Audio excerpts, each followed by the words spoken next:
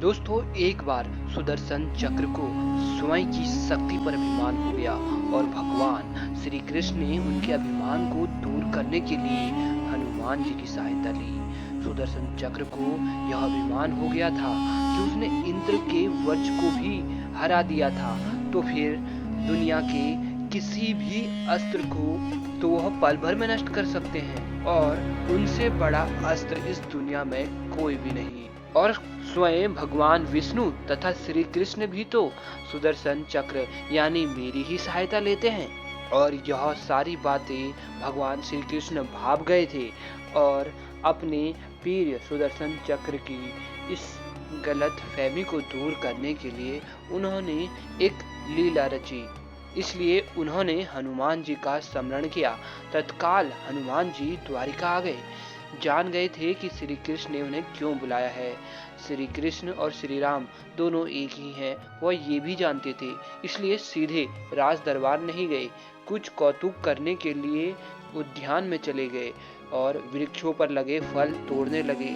कुछ खाए, कुछ फेंक दिए, वृक्षों को उखाड़ फेंका, कुछ को तोड़ डाला तथा वाटिका को वीरान बना दिया। फल तोड़ना और फेंक देना हनुमान जी का मकसद नहीं था, वह तो श्री कृष्ण के संकेतों का पालन कर रहे थे। और यह भगवान श्री कृष्ण की ही एक महिमा का संवाद था।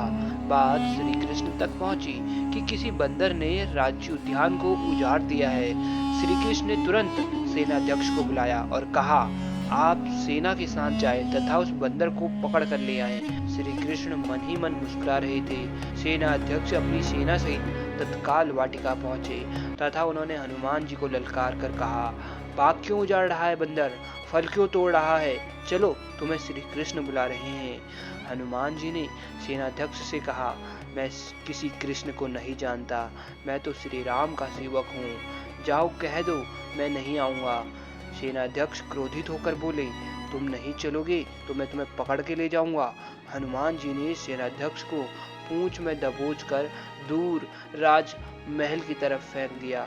सेनाध्यक्ष ने दरबार में पहुंचकर भगवान को बताया कि वह कोई साधारण बंदर नहीं, मैं उसे पकड़ कर नहीं ला सकता।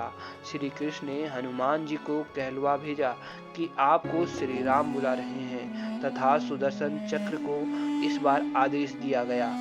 भगवान श्री कृष्ण सुदर्शन से बोले, हे सुदर्शन जी, द्वार पर रहना, कोई बिना आज्ञा अंदर न आने पाए तथा अगर कोई बिना आज्ञा के अंदर आने का प्रयास करे तो आप उनका वध कर दे।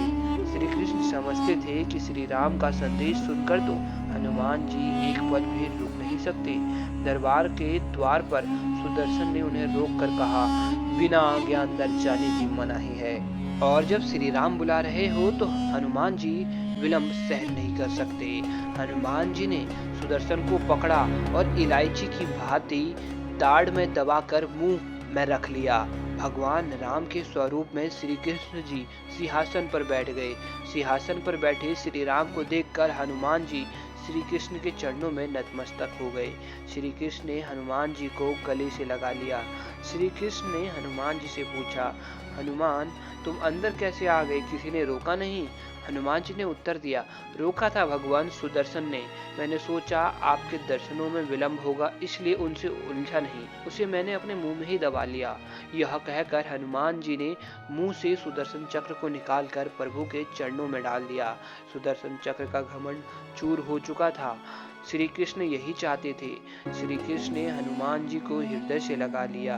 हृदय से हृदय की बात हुई और श्री कृष्ण ने हनुमान जी को विदा कर दिया।